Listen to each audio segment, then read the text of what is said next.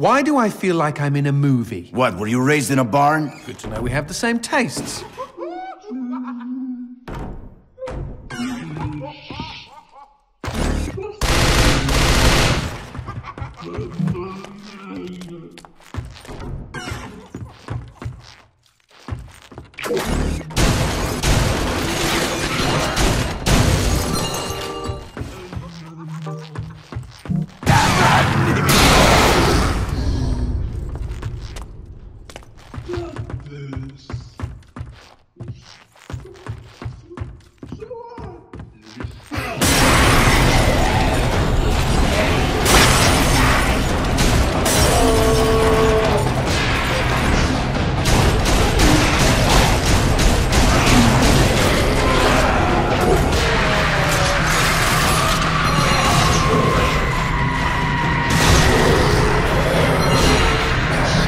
For God's sake, how do you stop them?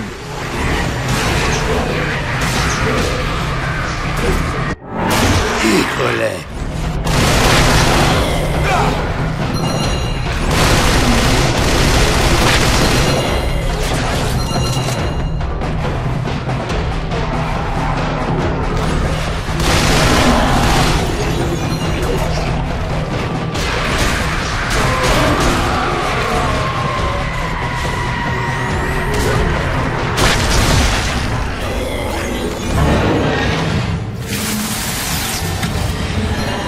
Motherfuck!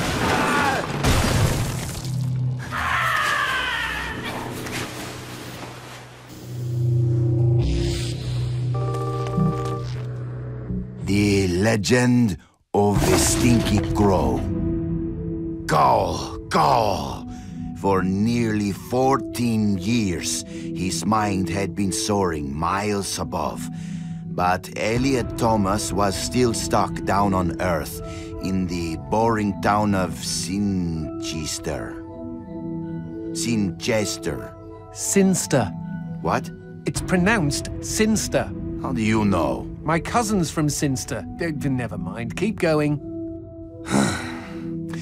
Alone in his treehouse, he glued feathers to his wingsuit, readying himself for the day he would join the Phoenixes and Quetzalcoatlus in the sky.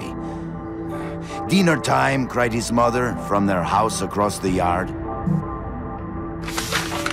Elliot sat at the center of the table. A TV dinner was challenging his BO as the dominant smell in the room. On his left, his mother yammered about her day at the ER. On his right, his father was absorbed in his smartphone. As for Elliot, his eyes were fixed on the ceiling fan, the most fascinating personality within a 10-foot radius. In homeroom the next day, Justin Schmakovsky threw a crappy paper airplane at him.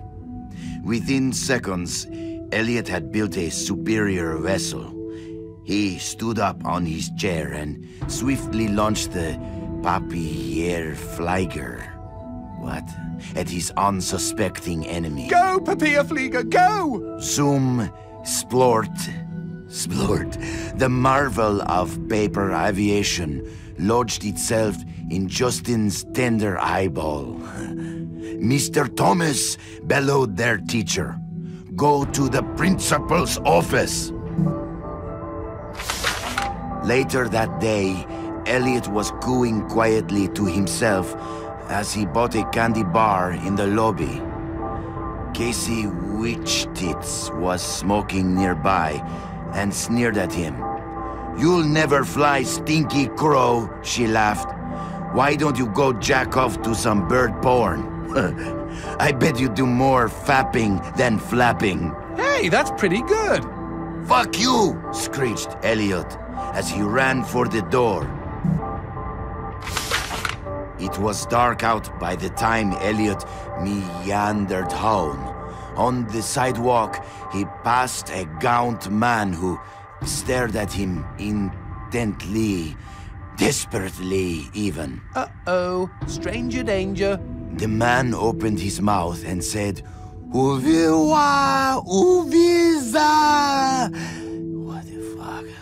Elliot had planned to eat his candy bar tonight while he finished his masterpiece, but he instead held it out to the man. I know what you mean, he replied.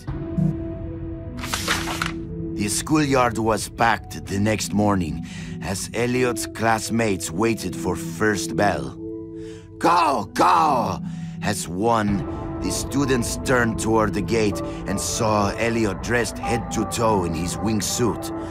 After a moment of shock, they burst into laughter.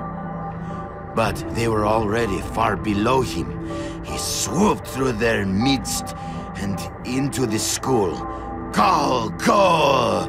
He bounded through the halls, zigzagged up the stairwell. Go! The school let out a collective gasp when they saw a stinky crow on the roof. With a triumphant snap, he spread his wings, and a moment later, he had leapt. The next 2 seconds were the most beautiful of Elliot's entire life. He could feel their eyes upon him. He was flying, and their awe was keeping him aloft. 10 minutes later, as guidance counselors wiped bits of Elliot off sobbing students, and the police struggled to piece together the story you are reading now, Elliot's teacher looked down at the wreckage of the boy on the pavement and never forgot what he saw. One bloody hand had formed a peace sign. The other was giving him the finger. It's like an Alanis Morissette song. The end. Okay, lovely. I don't think I'll sleep for weeks. Cuidado, cojones.